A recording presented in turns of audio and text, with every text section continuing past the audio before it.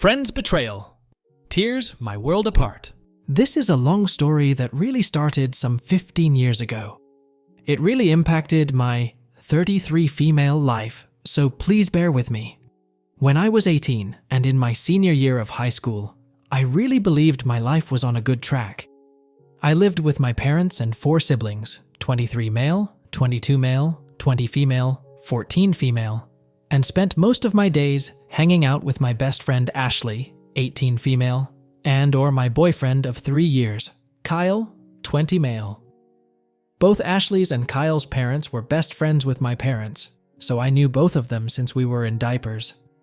We spent holidays together, birthdays, and visited each other all the time as we lived in the same town. Ashley had been my friend for 18 years, and she truly was the person I trusted with everything. Sometimes our parents would joke that we were connected by the hip as we were together all the time. I had been dating Kyle for the last 3 years. I believed he was the love of my life and the one I would eventually marry.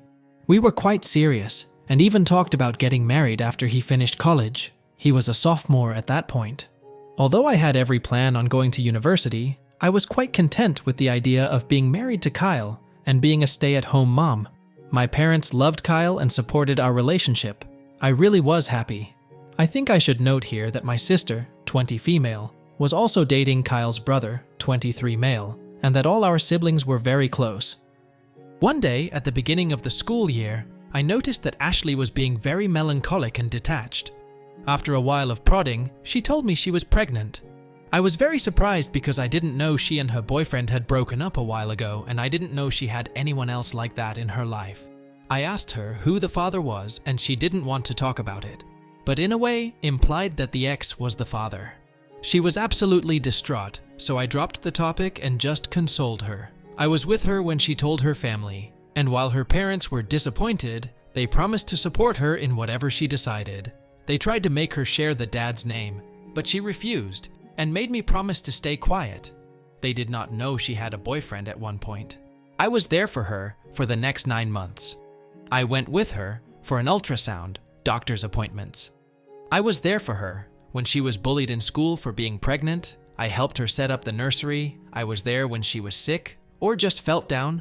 I held a baby shower for her, went shopping with her. I even took some parenting classes with her. We chose names together, and she even asked me to be with her in the delivery room.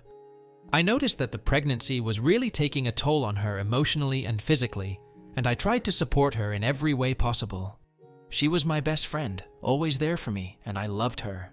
Some 2 weeks before her due date, I went to the mall to run some errands and ran into her ex. Although I promised never to contact her, the knowledge of my friend's emotional state sent me into a fit of anger, and I confronted him. I gave him a piece of my mind, told him what a piece of trash he was for leaving his ex pregnant and alone and not caring for his unborn child. He was shocked and said that he had no idea what I was talking about. Ashley never told him about the pregnancy, and when I told him she was 9 months pregnant at the time, he said that it was not possible for him to be the father as they broke up over a year ago and had no relations since then. I was confused, but apologized for yelling at him in the middle of the mall. After that, he became snarky, said some nasty stuff, and mentioned that maybe I should ask Ashley's friend Kyle if he is the daddy. I didn't really think about his words in any way.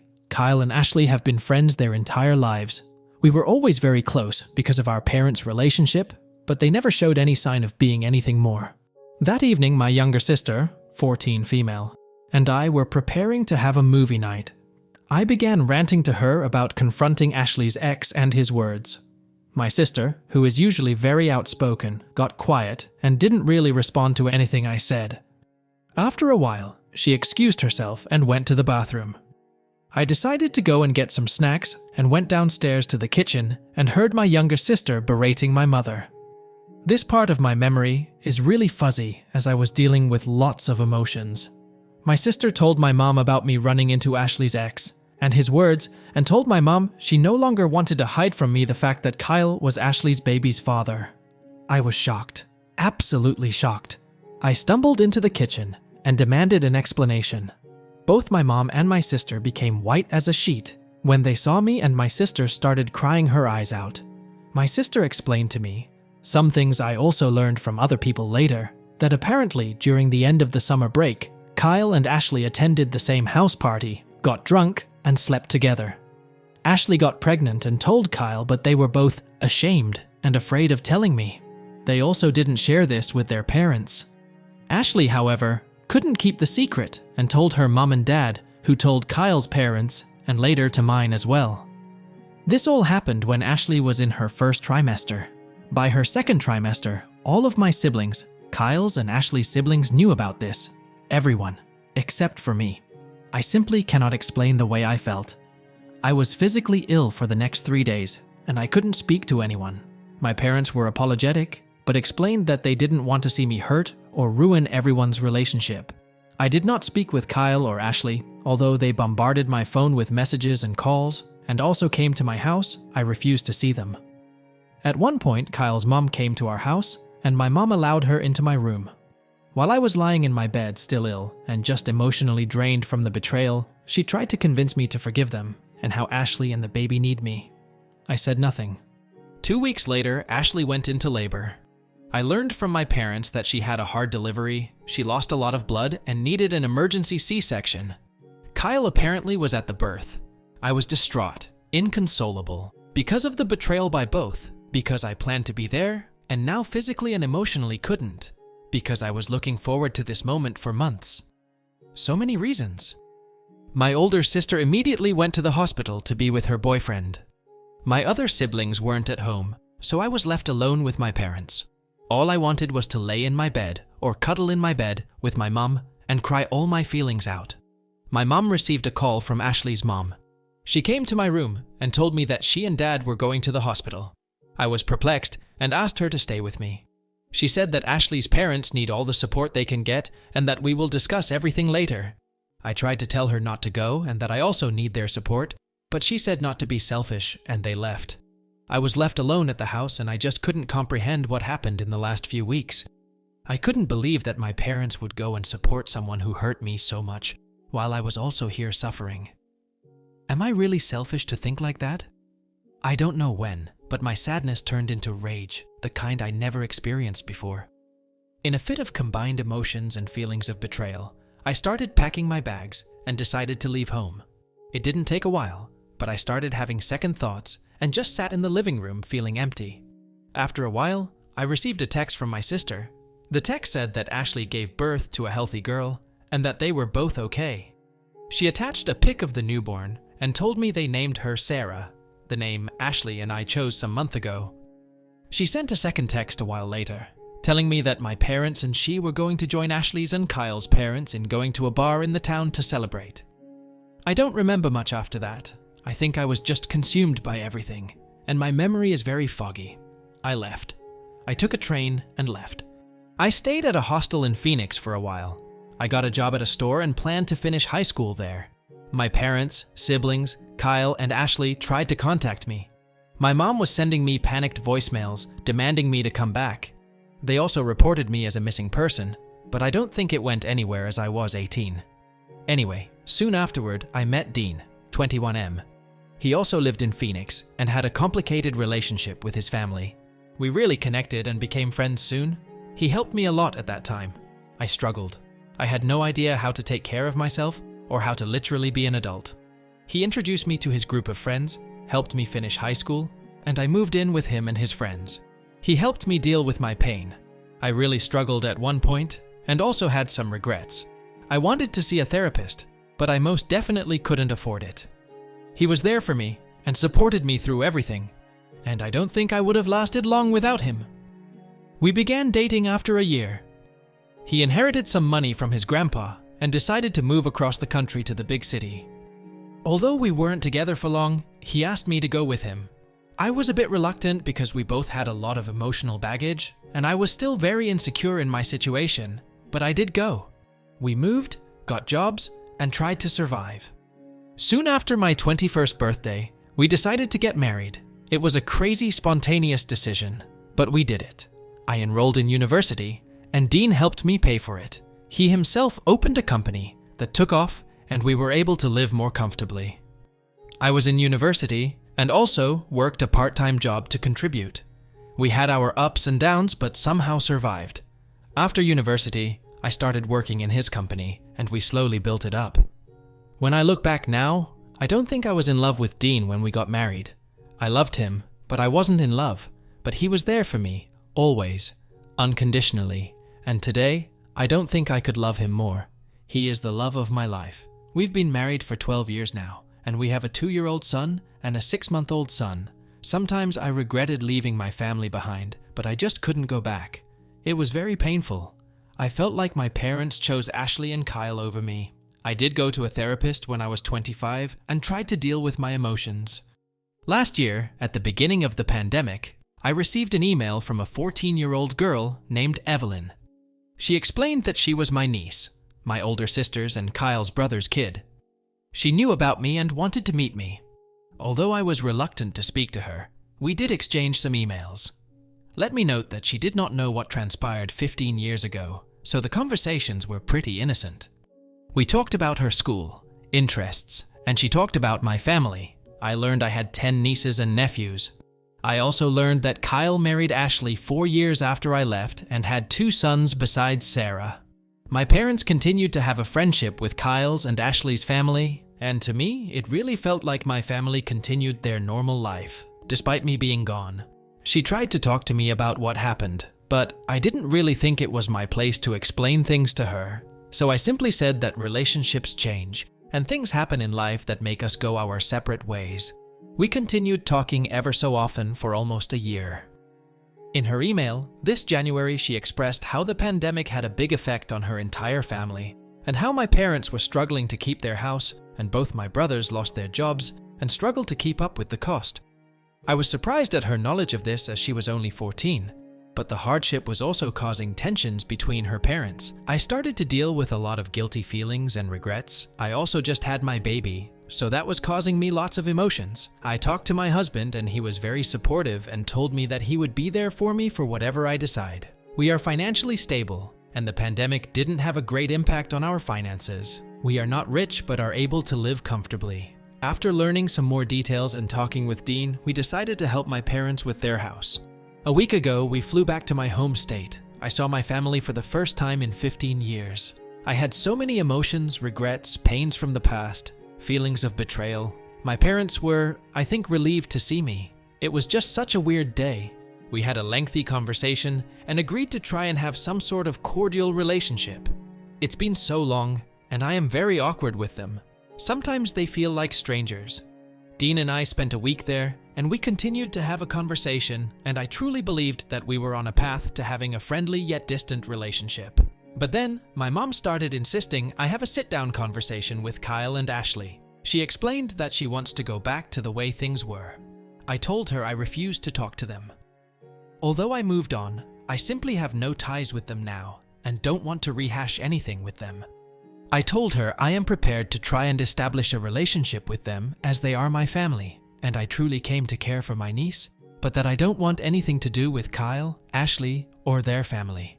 I never demanded them to cease their relationship with their friends, but I don't want one. Dean supports me. My mom called me selfish and said that I simply must try and heal our relationship. I told her I will not negotiate, and that it's on her to decide whether or not she wants to have a relationship with me. She said okay. But 2 days later, I received a phone call from Kyle's mom. I did not give her my number. And she demanded, I talk with Kyle and Ashley, as my return caused tensions in their relationship and their emotional health. I hung up. I called my mom and confronted her. Apparently, she gave that woman my number to heal our family bonds. I told her that she is choosing them over me again. She cried and yelled at me that I am selfish and that she just wants her family back. I hung up. It's been days since I spoke to any of them, although my mom and Kyle's mom keep on calling. Although I think I am right, and I believe I should prioritize my well-being and the well-being and happiness of my husband, who has been behind me 100% and even told my mom off, and my sons, I am starting to have some regrets. I don't know if I should listen to my mom and speak to Ashley and Kyle. I question whether I was overreacting 15 years ago.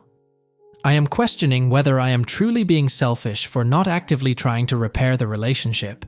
I would really appreciate any advice or opinion on what to do in this situation. Suddenly, I am questioning the entire course of my life. I am so lost and I don't know what to do. Update 2 years later. A lot of things have happened in the last few years, not all great. Without making this 100 pages long, I never mentioned my little sister in my original post. Her relationship with my parents went downhill after I left home, and she went no contact with them when she was 20. I received her number from our older sister, and although it was awkward at first, it's been 15 years after all, we did start speaking again. She was very angry at me for leaving. A lot has happened in her life, and it wasn't the easiest. She has a toddler and a baby of her own, and I have to say that the kids have helped us bond again. She's my best friend, and we talk every day. As for my other siblings, I'm in regular contact with both my brothers, although we aren't close.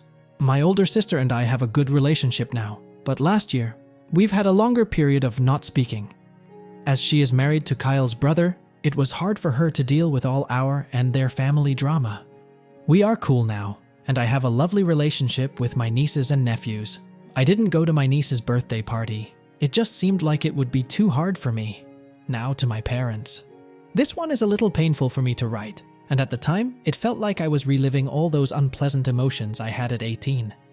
My mom did not let up with her pestering over me, not talking with Kyle and Ashley. Her calls for that continued for months, even after I was home again. It bordered on emotional blackmail. She blamed me for not honoring her wishes for her friendship problems and health problems, and even accused me of keeping her grandchildren from her. Last June I had my daughter, and it seems like that sent her completely over the edge.